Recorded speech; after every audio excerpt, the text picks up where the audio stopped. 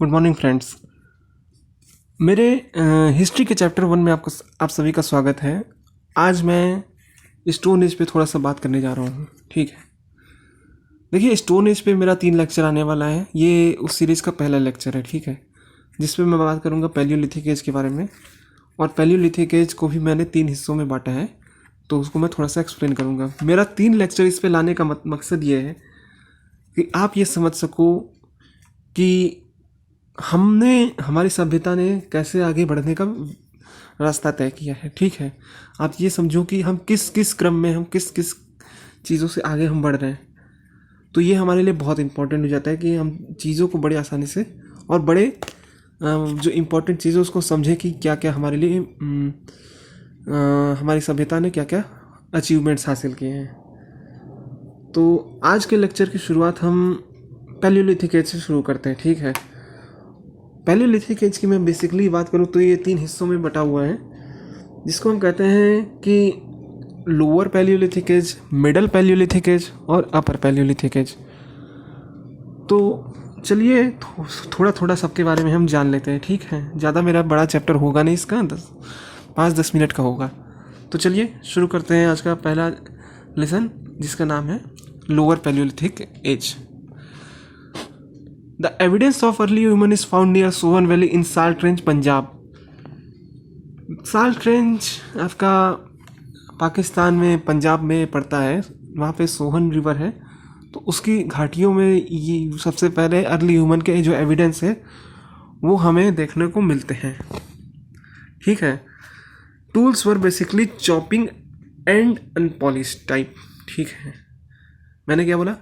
Chopping and unpolished. इसका मतलब ये है कि जो टूल्स होते थे वो काटने के लिए होते थे। ठीक है, और वो एकदम अनपॉलिश्ड होते थे, तराशे हुए नहीं थे। ठीक है, तो जब तराशे हुए नहीं रहेंगे तो इससे काफ़ी ज़्यादा चीज़ें मुश्किल हो जाती है काटने के लिए। तो वजह था यार कि लोग ऐसे ही पत्थर उठा के काटने लगते थे।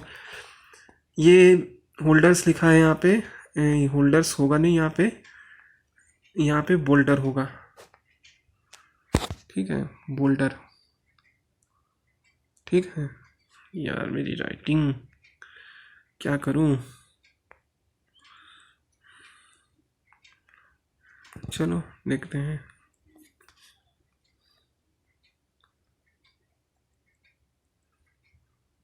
ये बोल्डर क्या होता है कि ये बोल्डर जो है पत्थर के बड़े बड़े शिलाखंड होते हैं। ठीक है, तो उससे पीसने का काम आता है, जो भी चीज़ें हैं पीसने के, तो सील बट्टे की तरह ये काम करता था बोल्डर। फिर fossils are found near the Narmada valley. Narmada valley जो है वहाँ पे कई सारे फॉसिल्स मिले हैं, वहाँ से हमें हैंड एक्सेस भी मिला है। हैंड एक्सेस से आप कंफ्यूज मत हो जाना। हैंड एक्सेस सिंपली एक पत्थर का टुकड़ा होता है, ठीक है, जो कि एक्स की तरह उसको शेप दिया जाता है। ठीक है, हालांकि शेप देने का मतलब ये है कि उसको तो उस पर तुड़ाई करी नहीं जाती, वो ऐसे ही थोड़ा सा एक्स की तरह उसको इस्तेमाल किया जाता है। ठीक है, थोड़ा सा कहीं से फलक की मदद से उसको थोड़ा सा उसकी धार तेज की जाती है। ठीक है, Bhimbetka at Raisen district is famous for Acheulian tribe. ठीक है, बट नो चॉपिंग टूल्स और hand axes have been found. Bhimbetka का जो रायसेन डिस्ट्रिक्ट है वहाँ से हमें बेसिकली आपके कई सारे एशोली ट्राइब मिलती हैं, लेकिन उन्होंने उन ट्राइब्स के बारे में खास बात है, उन्होंने चॉपिंग टूल या हैंड एक्सेस का इस्तेमाल नहीं किया होता है। ठीक है, तो ये एक इम्पॉर्टेंट फैक्ट है। और भीमबेटका ही एक ऐसी जगह जहाँ से ऐसा मिलता है, बाकी नर्मदा घाटी की कोई भी ऐसी जगह नहीं जहाँ पे आपको हैंड एक्सेस न मिलता हो। महाराष्ट्र का नेवासा और आंध्र प्रदेश का करीमपुर और गिडलूर ऐसे ज़िले हैं जहाँ से हमको लोअर पैलियोलिथिक साइट हमें देखने को मिलता है। ठीक है, तो ये नेवासा याद रख लेना, ये बहुत पूछा जाता है एग्ज़ाम में। ठीक है, फिर उसके बाद हम बात करते हैं मिडल पैलियोलिथिक एज की। तो द मिडल पैलियोलिथिक एज की जब मैं बात करता हूँ तो ये जो है नदियों की जो तलहटी होती है, जो उनके बेड रॉक होती है, वहाँ पे आपको देखने को मिलता है कि वहाँ पे कई सारे कल्चरल मटेरियल, सांस्कृतिक वस्तुएं हमें देखने को वहाँ पे पाई गई हैं। ठीक है, दूसरी चीज़ है कि देखो लोअर पैलियोलिथिक के एरा में क्या होता है कि वहाँ पे आपको क्वार्ट्जाइट के जो मतलब वहाँ पे जो टूल्स हैं वहाँ पे quartzite as a raw material उसमें यूज़ होता है। जबकि मिडल पैलियोलिथिक एज में क्या होता है कि ज़्यादातर जगहों पे आपको जास्पर या चर्ट या कुछ चमकदार पत्थरों से, कुछ चमकदार चट्टानों से आपको वहाँ पे आपको टूल्स देखने को मिलते हैं। तो इसी बात को लेकर कुछ हिस्टोरियन ने ये कह दिया कि भाई देखो ऐसा है कि यहाँ पे जो विदेशी थे, मतलब एक फॉरेन इन्वेजन टाइप का कुछ होता है, जिन्होंने यहाँ पे यहाँ के रहने वाली संस्कृति को हटा के ख़त्म कर दिया और फिर पूरा इस पर कब्ज़ा कर लिया। हालांकि ये बात बिल्कुल नकार दी गई है, सिरे से नकार दी गई है, क्योंकि इसमें अब तक का कोई ऐसा सबूत हमें ऐसा सच मिलता नहीं है, ठीक है। तो ऐसे हिस्टोरियन की बात को हमने नकार दिया है। और क्योंकि देखो अगर हमला होता ना, तो हमला होने के कुछ ऐसा चीज़ ज़रूर होता कि हमें वहाँ के रहने वाले जो मूल थे वहाँ पे कुछ हत्याकांड टाइप का होता हुआ, या फिर उसकी कुछ शव मिलते हमें, लेकिन ऐसा कुछ हमें देखने को मिलता नहीं है। तो इसलिए उनकी बातों को सिरे से खारिज कर दिया गया है। फिर मैं बात करता हूँ, very few places have evidences of hand axe but no difference in technology advances have been scene.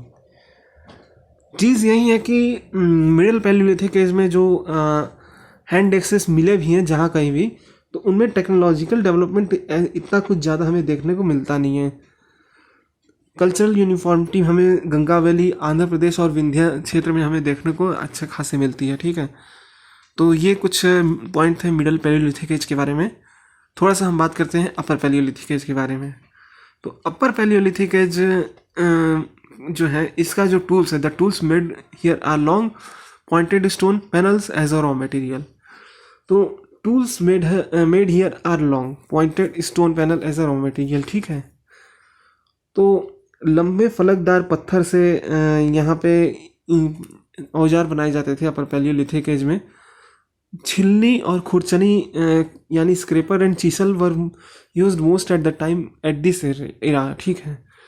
तो इस तरह के औजार हमें कई बार देखने को मिलते हैं कि यहाँ से अब छिलनी और खुरचनी टाइप के जो चीज़ हैं, जो औजार हैं, वो भी हमें यहाँ से डेवलप होते हुए दिख रहे हैं, जो कि पहले दोनों एरा में नहीं थे, ठीक है।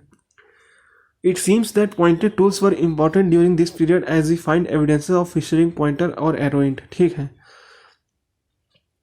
ऐसा मालूम होता है कि जो नुकीले पत्थर हैं, ठीक है, उनका यहाँ पे काफ़ी ज़्यादा इम्पोर्टेंस हमें देखने को मिलता है। जैसे कि तीर होता है, तो तीर का जो बेसिकली वो आगे वाला हिस्सा होता है जहाँ से हमला किया जाता है, ठीक है। तो ऐसा चीज़ हमें देखने को मिलता है, ठीक।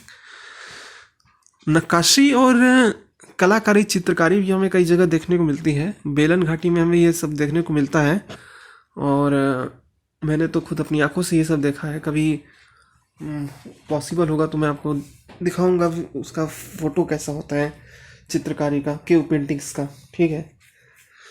फिर केव पेंटिंग्स को मैंने बता दिया कि ये आपका यहाँ पे नक्काशी भी देखने को मिलता है, ठीक है। तो नक्काशी भी हमें एक इम्पॉर्टेंट फीचर है। जैसा कि मैंने बताया बेलन घाटी में ये सब देखने को मिलता है। बेलन घाटी प्रयागराज में है, ठीक है। और फलक और खुरचनी जो है वो आपका आंध्र प्रदेश के रेनीगुंटा से आपको प्राप्त होती है, ठीक है। तो ये कुछ पॉइंट थे अपर पैलियोलिथिक एज के बारे में।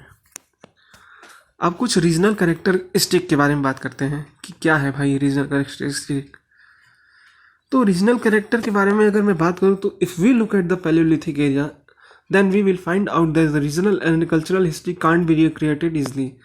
Looking at the cultural evidence then speciality is very hard to be found from various regions. देखो बात दरअसल ये है ना कि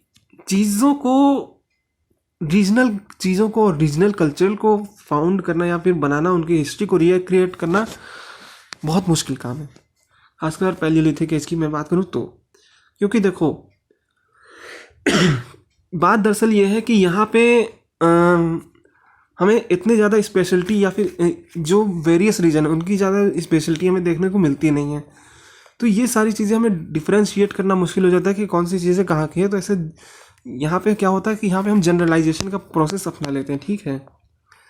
ह्यूमंस के बारे में मैंने जैसा बताया था कि सोहन वैली में सबसे पहले देखने को मिलते हैं, और धीरे धीरे वो मतलब ईस्ट की तरफ बढ़ते हैं। तो ये थोड़ा सा था, लेकिन फिर इसमें थोड़ा सा पॉइंट और ऐड करना चाहता हूँ कि यहाँ पे जो आदमी थे, यहाँ पे जो ह्यूमंस थे, वो बेसिकली अफ्रीका से आए हुए थे। ठीक है, क्या होता है कि अफ्रीका में जो मतलब दुनिया भर में पैलियोलिथिक एज की शुरुआत होती है वो करीबन 9 लाख BC से होती है। ठीक है, लेकिन क्या होता है कि यहाँ पे चीज़ें थोड़ी सी आपके लेट शुरू होती हैं। यहाँ पे पैलियोलिथिक एज की शुरुआत थोड़ी लेट होती है, क्योंकि आपको पता है कि माइग्रेशन हर जगह होने लगता है अब, तो यहाँ पे थोड़ा लेट माइग्रेशन होता है, इसलिए यहाँ पे पैलियोलिथिक एज की शुरुआत थोड़ी लेट होती है। गेंडा और दरियाई घोड़े के अवशेष मिलने के कारण ऐसा माना जाता है कि यहाँ पे जो अपर पैलियोलिथिक एज है उसका टाइम पीरियड बेसिकली 60 से 50,000 BC के आसपास होगा। ठीक है, क्योंकि ये उसी टाइम के पीरियड के माने जाते हैं। तो ये था आज का लेक्चर। अगर आपको समझ में आया हो तो बहुत अच्छी बात है, नहीं आया तो आप कमेंट सेक्शन में अपने क्वेश्चंस लिखिए। मैं आपके क्वेश्चंस को, मेरी कोशिश होगी मैं आपको क्वेश्चंस को आंसर दूंगा। Thank you everyone, have a nice day.